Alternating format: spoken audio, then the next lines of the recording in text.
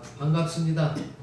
지난주에도 뵙고 또 이번 주 뵙고 또 다음 주에도 또 뵙고 자주 뵈니까 좋습니다. 저만 좋은가요? 좋습니다. 네, 감사합니다.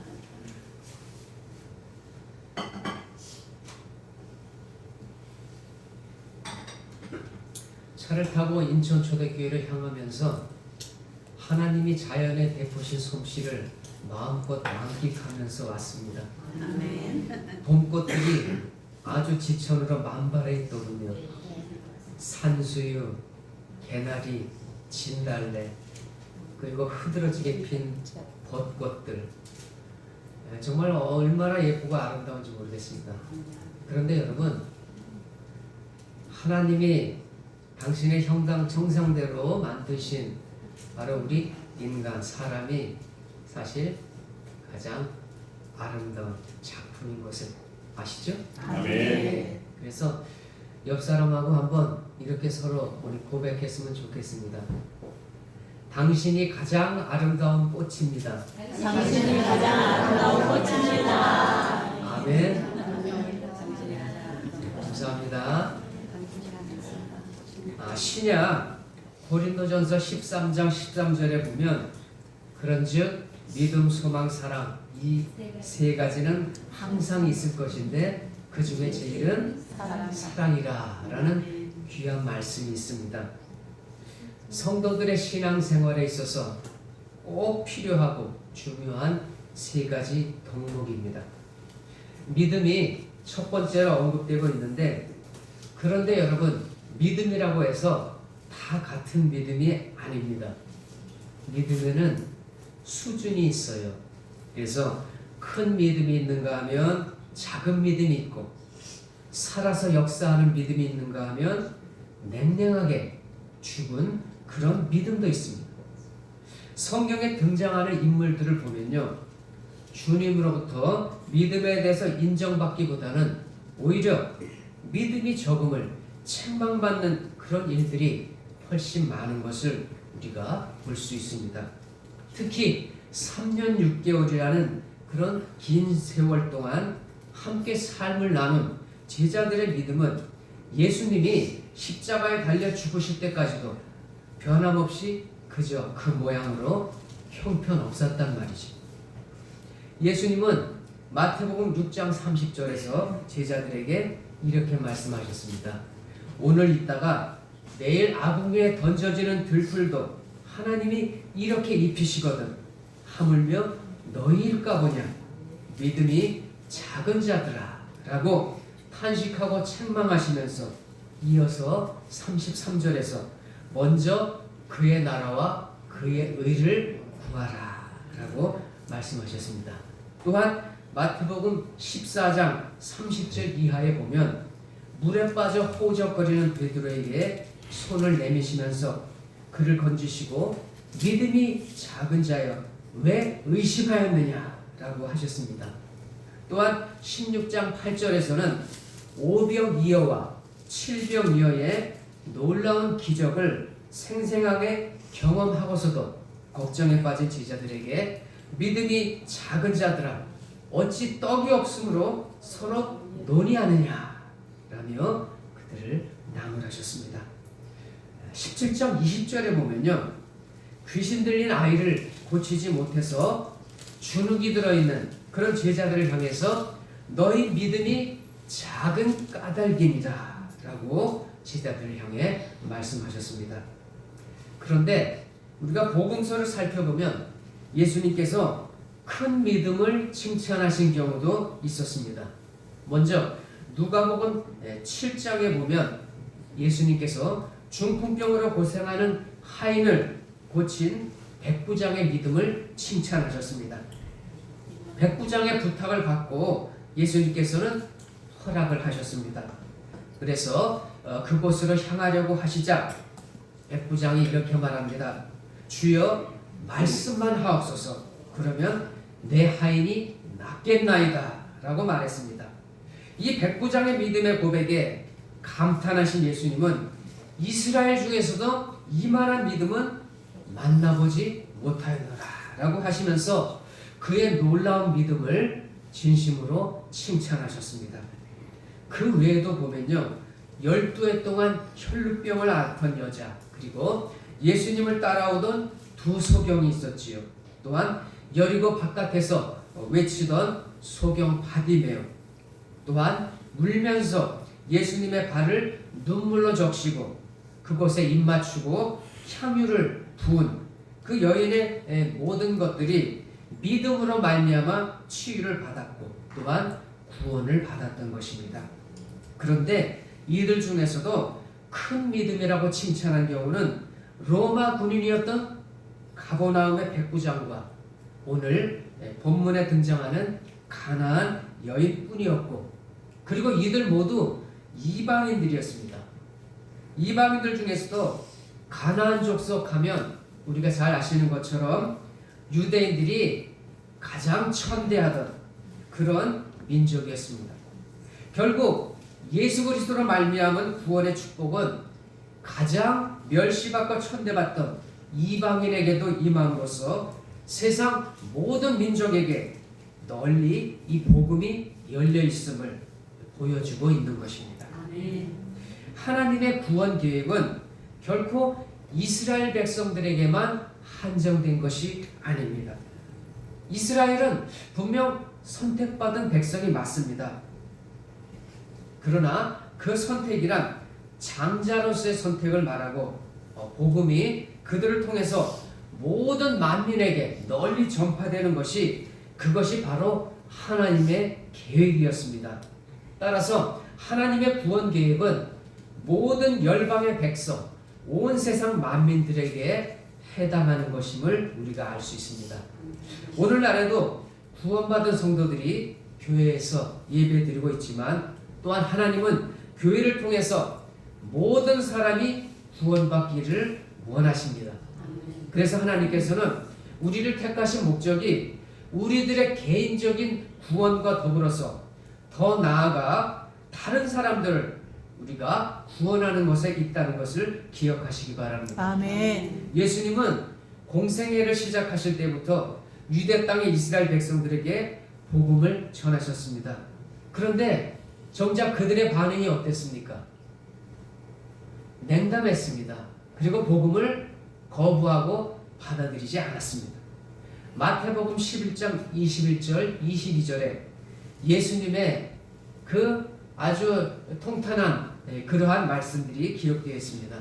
화가 있을진저 고라시나 화 있을진저 베세다야, 너희에게 행한 모든 권능을 두로와 시돈에서 행하였더라면 그들이 벌써 베옷을 입고 제 앉아 회개하였으리라.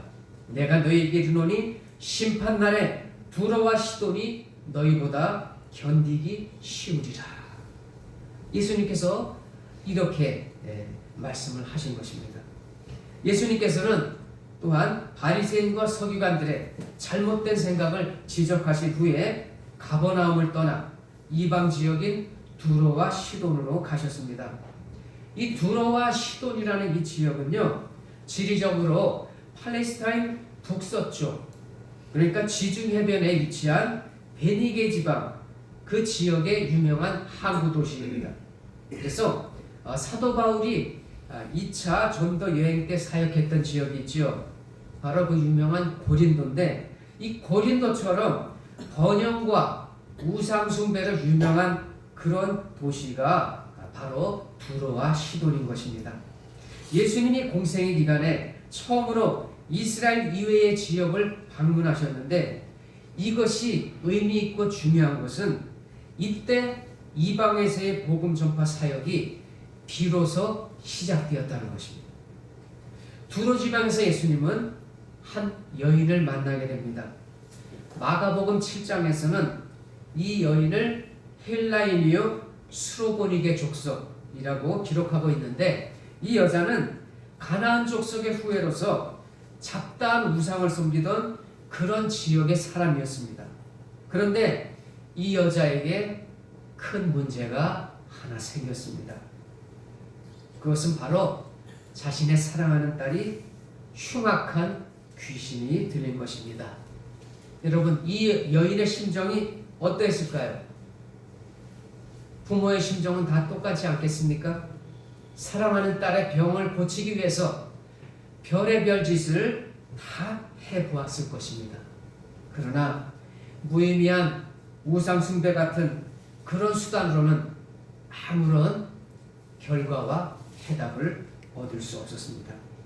그래서 이 여자가 예수님의 소문을 듣게 되었습니다. 그래서 즉시 주님께 나와서 하소연했습니다. 그런데 정작 예수님의 반응은 침묵이었습니다.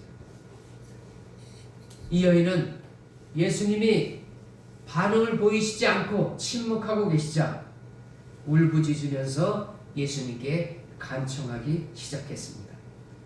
그러자 우리 주님께서 이렇게 말씀하십니다. 이스라엘 집에 잃어버린 양 외에는 다른 데로 보내심을 받지 아니하였느라 라고 하십니다. 자, 이 여인은 예수님의 이 거절의 말씀을 들으시면서 적극적인 믿음으로 더 악착같이 예수님께 매달리기 시작합니다. 그런데 그러면 그럴수록 예수님은 더 강도 높게 이 여인을 뿌리치며 거절을 하시는 것이었습니다. 그러시면서 자녀의 떡을 취해 개들에게 던짐이 마땅치 않다 이렇게 말씀하셨습니다. 여러분, 그런데 놀랍게도 이 여자는 여기서 물러서지 않습니다. 꿈쩍도 하지 않고 자신을 개에 비유하면서 주인의 부스럭이라도 먹을 수 있다고 그렇게 이야기합니다. 이방인인 이 여자는 예수님의 강도 높은 시험에도 그 믿음을 잃지 않고 나아갔던 것입니다. 예수님은 이 여자의 믿음에 결국은 놀라셨습니다. 28절에서 여자여 내 믿음이 크도다 내 소원대로 되리라 하시니 그때로부터 그의 딸이 나으니라 라고 기록되어 있습니다. 예수님이 이방 사람 중에서 드디어 큰 믿음을 발견하셨습니다. 예수님이 얼마나 기뻐하셨겠습니까? 여자여 라고 부르신 부분에 원어를 찾아보니까 오귀나이라고 되어 있습니다. 이 말은 오 여자여 라는 감탄 이야기입니다. 예수님께서 감탄하시면서 이 여자를 부르셨습니다. 아무도 심지어 제자들에게서도 믿음다운 믿음을 보지 못하신 예수님께서 내 믿음이 크도다 라고 칭찬하셨던 것입니다. 예수님의 마음에 쏙 드는 그런 믿음은 바로 가나안 여인과 같은 이런 큰 믿음인 것입니다. 사랑하는 성도 여러분, 모든 사람은 예수님을 만나야만 삽니다. 왜 그렇습니까? 오직 예수님만이 죄를 해결하실 수 있고 예수님만이 길이요 진리요 생명이시기 때문입니다. 아멘. 그리고 오직 예수님만이 문제 해결에 대한 모범 답안을 갖고 계시기 때문입니다. 아멘. 다른 곳으로는 길이 없고 해결책이 없다는 것을 우리 모두 너무나 잘 알고 계십니다. 오늘 이 가나안 여인은 비록 이방인이었지만요, 이 생명의 예수님을 소문으로 듣고 알았습니다. 알고는 그 자리에 가만히 있지 않았습니다. 그리고 자기와는 다른 유대인이었지만은 예수님이 바로 모든 인류를 위해 오신 메시아라는 것을 깨달았던 것입니다.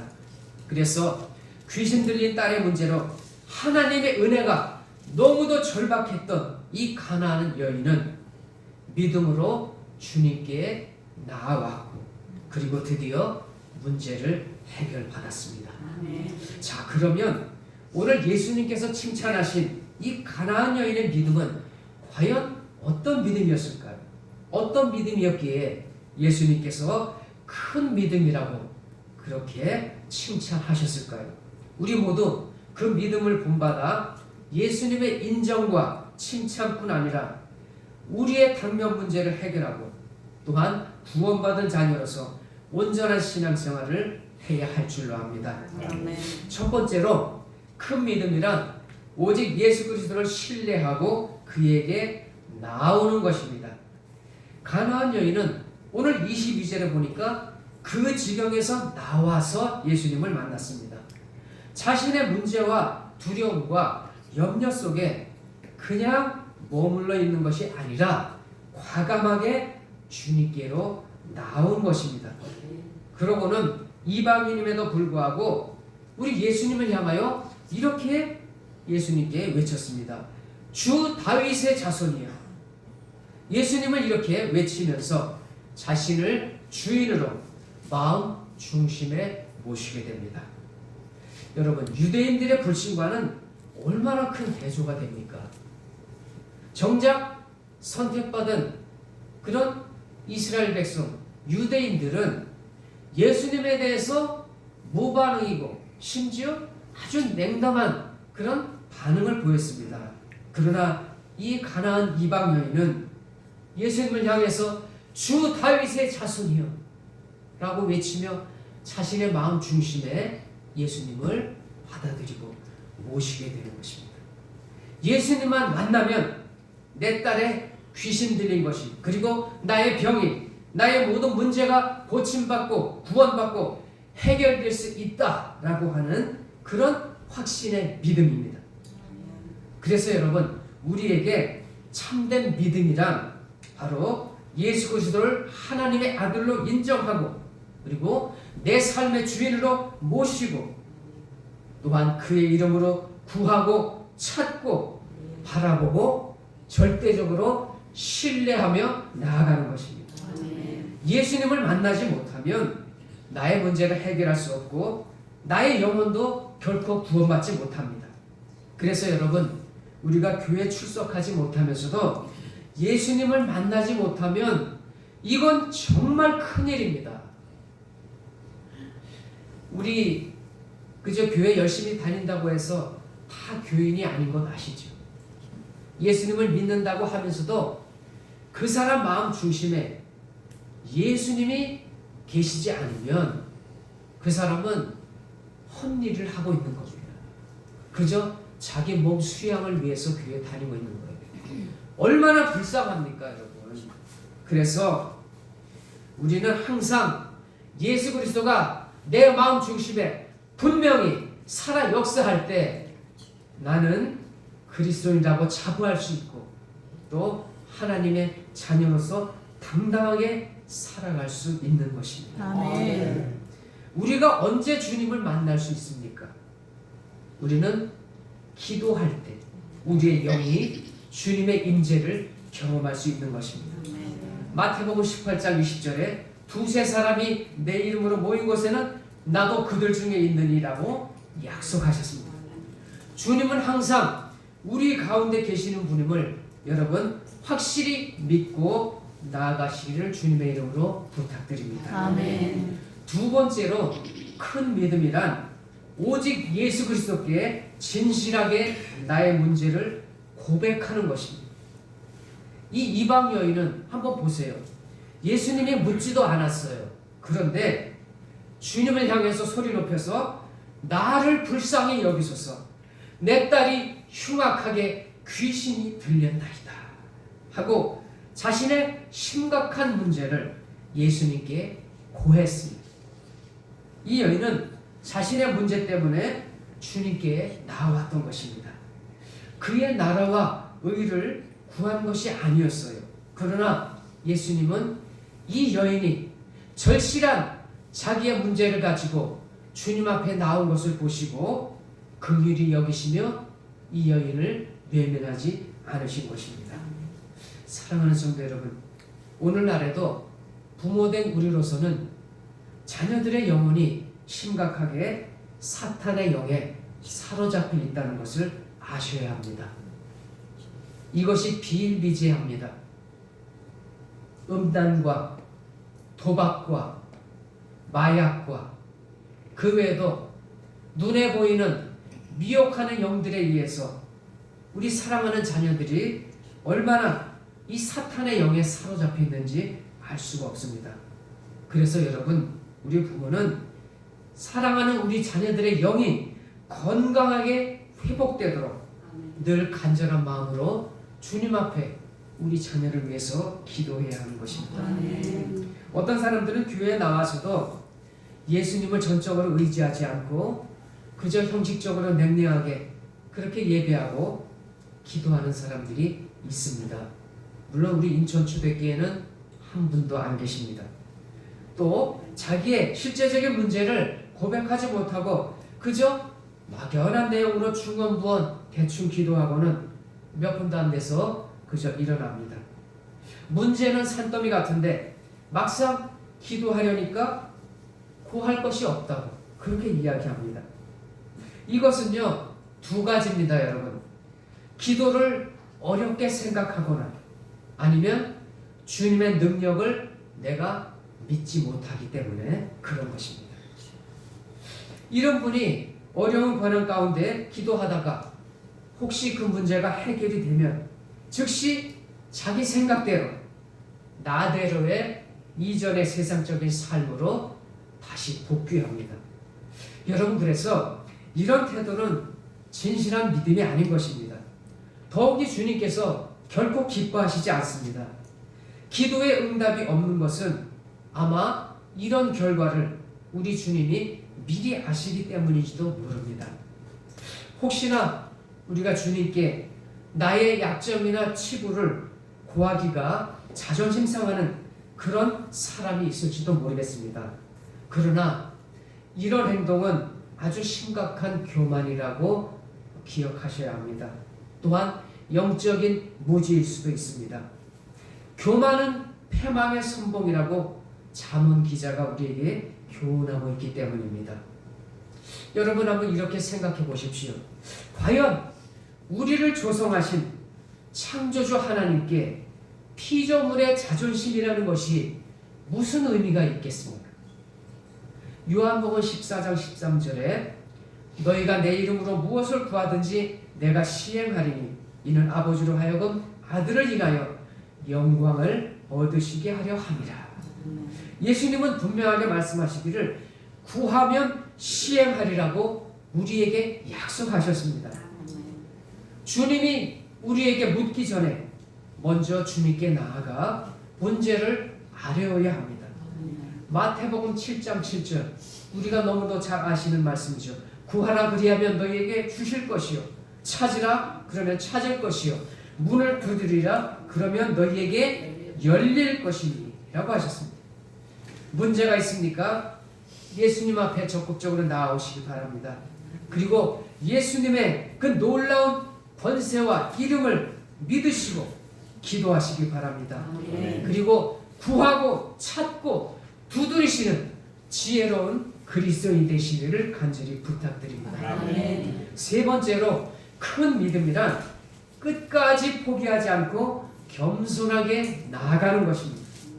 오늘 가나안 여인은 주님의 은총을 입을 만한 자격을 전혀 갖추지 못했다는 사실을 본인이 스스로 인정하고 그리고 주님 앞에 겸손히 나아갔던 것입니다. 예수님은 그 여인이 소리 높여 자신의 문제를 고백했음에도 한 말씀도 대답하지 않으셨습니다. 예수님이 묵묵부답이시니까 여인은 더욱 간절하게 소리를 질렀습니다. 그랬더니 이번에는 제자들이 그 여자를 돌려보내자고 예수님께 건의합니다.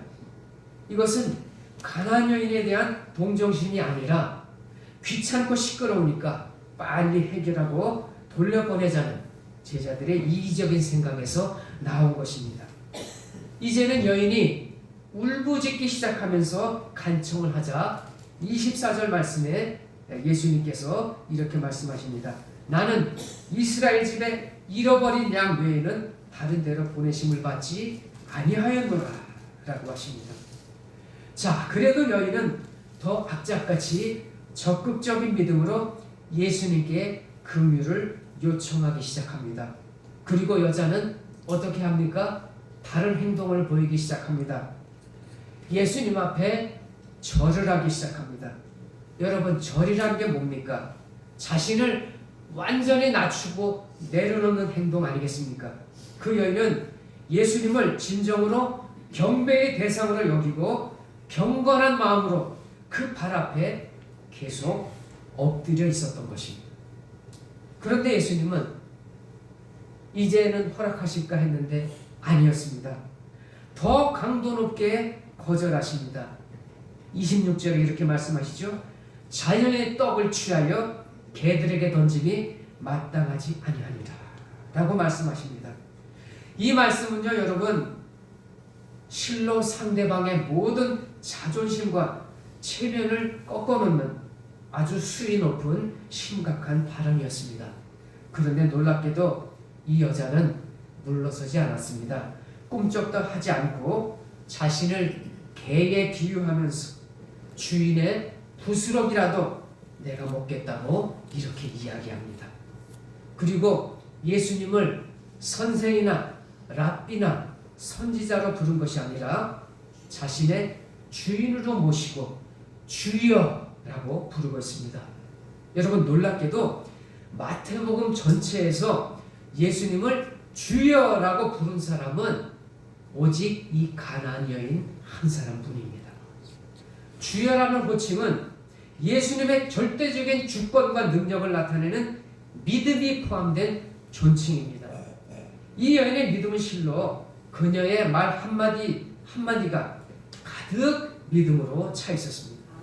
이방인인 이 여자는 예수님의 강도 높은 시험에도 그 믿음을 포기하지 않고 잃지 않고 앞으로 나아갔던 것입니다. 사랑하는 성도 여러분, 그래서 참된 믿음은요, 자존심보다 하나님의 자비하심에 집중하는 것입니다. 가나안 여인은 주님의 매몰차 냉정한 이런 거절 속에서도 떡이라고 하는 은혜의 본질을 결코 놓치지 않았던 것입니다. 여러분, 믿음이 좋다는 말은 무슨 말입니까?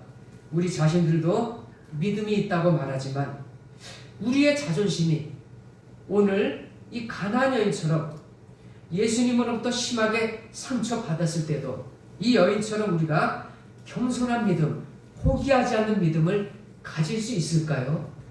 한번 조용히 생각해 보시기 바랍니다.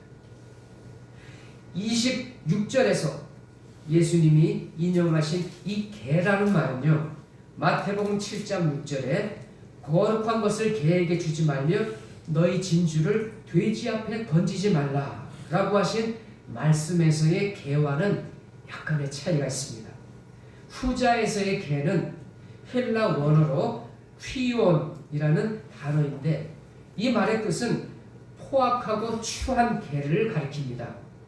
복음에 대해서 귀를 막고 있는 그런 자들을 예수님이 비유한 것입니다. 그러나 여기에서 이 개는 원어가 퀴나리온이라고 합니다. 이 퀴나리온의 뜻은요, 집에서 우리가 기르는 귀여운 애완용 강아지를 뜻합니다.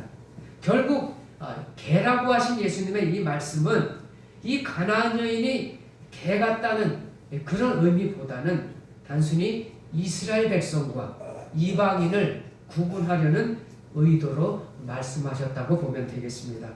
그리고 마가복음 7장 27절에 보면 자녀로 먼저 배불리 먹게 할지니 자녀의 떡을 취하여 개들에게 던짐이 마땅치 아니하니라 라는 말씀이 있는데 여기에 먼저라는 표현이 있는 것으로 보아서 우리는 예수님의 말씀 속에는 이스라엘과 이방인 모두에게 복음이 전파될 원래의 목적과 의도가 들어있었던 것을 우리가 알 수 있는 것입니다.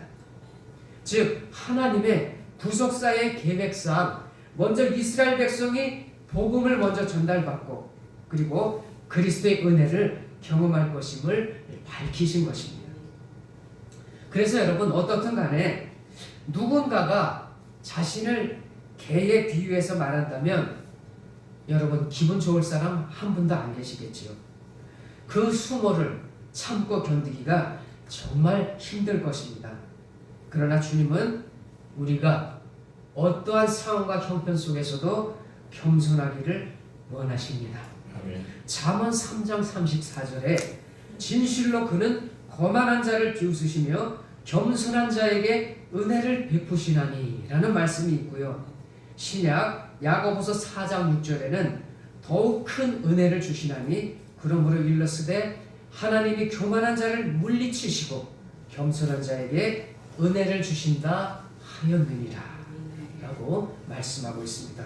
결국 주님은 교만한 자를 내치시고 겸손한 자를 가까이 하시며 겸손한 자에게 은혜를 주시는 것입니다.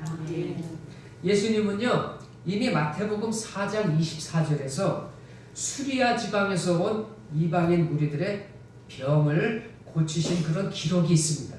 결코 이스라엘 집에 잃어버린 양 외에는 은혜를 베풀지 않으려고 하신 말씀이 아닌 것입니다. 이는 가나안 여인의 믿음을 시험하기 위한 것입니다.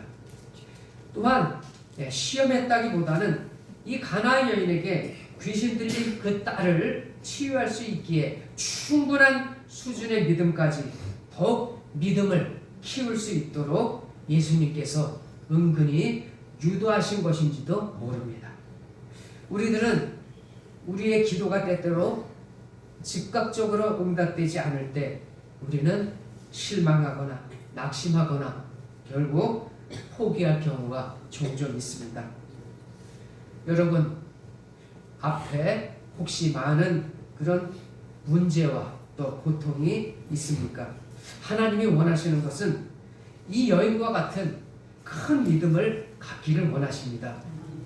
원망하지 않고 포기하지 않고 불평하지 않고 주님 부스럭이라도 주시옵소서 하는 그런 겸손함으로 나아가시기를 부탁드립니다. 야고보서 1장 12절에 시험을 참는 자는 복이 있도다. 이것에 옳다 인정하심을 받은 후에 주께서 자기를 사랑하는 자들에게 약속하신 생명의 멸류관을 얻을 것이니라 라고 우리에게 말씀하셨고, 그리고 마태복음 24장 13절에는요 그러나 끝까지 견디는 자는 구원을 얻으리라 라고 우리에게 약속하셨습니다. 그래서 여러분 교만한 자는 주님의 이러한 섭리를 우리가 견디지 못합니다. 주님의 교회 안에서도 여러 가지 환경이나 관계로 주님은 때로 우리를 낮추십니다.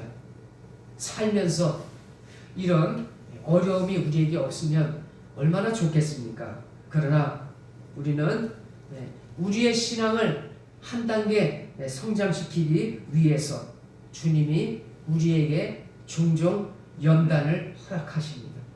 우리에게 시험이 오고 연단이 올 때 여러분 낙심하고 포기하지 마시고 주님이 나를 한 단계 더 성장시키고 성숙한 그리스도인으로 변화시키기 위해서 주님이 나를 이렇게 훈련하시는구나, 이렇게 긍정적으로 받아들이시고 기도하면서 이 연단을 우리가 잘 통과해 나갈 줄로 믿습니다. 아멘. 여러분 우리가 견디지 못하면 결국은 실패해요. 실패하면 우리는 마귀의 밥이 되는 것입니다. 누가 나에게 태클을 거든지 또 어떤 말로 내게 상처를 주든지 여러분 우리는 오직 예수 그리스도를 앙망하면서 끝까지 인내하며 겸손으로 허리를 동이고 담대하게 십자가만을 바라보며 앞으로 전진해 가시기를 주님의 이름으로 부탁합니다. 아멘. 낙타라는 짐승이 있지요. 낙타는 사막과 광야가 많은 중동 지역에서는 아주 필수적인 동물입니다. 그런데 낙타는요 정말로 무엇 하나 버릴 것이 없는 그런 아주 유용한 동물입니다. 물과 식량의 공급이 없이도 300kg이나 되는 무거운 짐을 싣고 무려 400km를 갈 수 있다고 합니다. 그리고 이 낙타 고기는 질이 좋고 저장을 위한 육포 처리가 아주 잘 된다고 합니다. 그리고 이 낙타의 젖은요 낙유뿐만 아니라 치즈를 만들어 먹을 수도 있고 심지어 술까지도 만들 수 있다고 합니다. 또한 낙타의 오줌은 약효가 좋은 그러한 약으로도 쓰이고 샴푸 대용으로도 쓰인다고 합니다. 가죽은 어떻습니까? 이 낙타 가죽으로 텐트를 만들고 옷을 만드는 데 사용하고요. 그리고 낙타의 똥도요. 연료를 만드는데 아주 그만이라고 합니다. 연료 사용에. 그러나 무엇보다도 가장 중요한 거는요. 이 낙타는 아침에 자기 주인 앞에 무릎을 꿇고 짐을 얹게 하고 그리고 하루의 수고로운 일이 끝나면 다시 주인 앞에 겸손하게 무릎을 꿇는 그런 순종의 동물이요. 겸손한 동물이라고 합니다. 그래서 주인은요. 결코 낙타가 질 수 없는 무거운 짐을 절대 싣지 않는다고 합니다. 무리하게 올리지 않는다고 해요. 그런 의미에서 보면 여러분 우리는 낙타이고요. 예수님은 낙타의 주인이 되십니다. 여러분 낙타처럼 겸손하게 순종하면서 주님의 인정과 사랑을 듬뿍 받는 저와 여러분이 되시기를 부탁드립니다. 아멘. 이제 말씀을 마무리하겠습니다. 오늘 우리는 자신의 사랑하는 딸의 병을 고침받고 그리고 예수님으로부터 큰 믿음이라고 인정을 받은 가나안 여인을 우리가 살펴보았습니다. 이 여인의 큰 믿음은 어떤 믿음이었습니까? 그 믿음은 오직 예수님께 나아간 믿음이었습니다. 예수님께 자신의 문제를 진실하게 고백한 믿음이었습니다. 그리고 끝까지 포기하지 않고 철저하게 낮아진 겸손한 믿음이었습니다. 우리 모두 이런 믿음을 소유하여 우리도 병 고침받고 우리 삶의 문제를 해결받기 원합니다. 오늘 이 여인의 믿음의 결과가 더욱 의미 있고 귀한 것은요. 바로 이방인을 포함한 모든 인류가 어떻게 구원을 받을 수 있는가를 우리에게 알려주었다는 사실입니다. 그것은 바로 무엇이었죠? 믿음이었습니다. 여러분 아무리 심각하고 절망적인 그런 문제가 우리 앞에 온다 하더라도 주님께 가지고만 가면 문제는 해결된다는 사실을 결코 잊지 말아야 합니다. 여인의 간절함과 끈질긴 그 믿음이 예수님의 시험을 결국 통과했습니다. 그리고 예수님은 그 여인의 소원대로 딸을 깨끗하게 고쳐주셨습니다. 사랑하는 성도 여러분, 소원의 응답을 기대하며 주님만을 바라봅시다. 아멘. 그리고 포기하지 않는 믿음, 겸손한 믿음, 예수 그리스도만을 바라보는 큰 믿음을 우리도 소유해서 모든 문제를 해결받고 더 나아가 하나님의 뜻을 순종함으로 우리 인천 초대교회를 통해 행하시는 하나님의 놀라운 역사를 함께 경험하는 복된 저와 여러분이 되시기를 주님의 이름으로 축원합니다. 아멘. 축원합니다. 아멘. 함께 기도하겠습니다. 사랑의 하나님, 지금까지 우리 인생의 걸음걸음이 모두 하나님의 은혜인 것을 감사드립니다. 우리는 하나님의 은혜 없이는 아무것도 이룰 수 없는 연약한 존재임을 이 시간 고백합니다.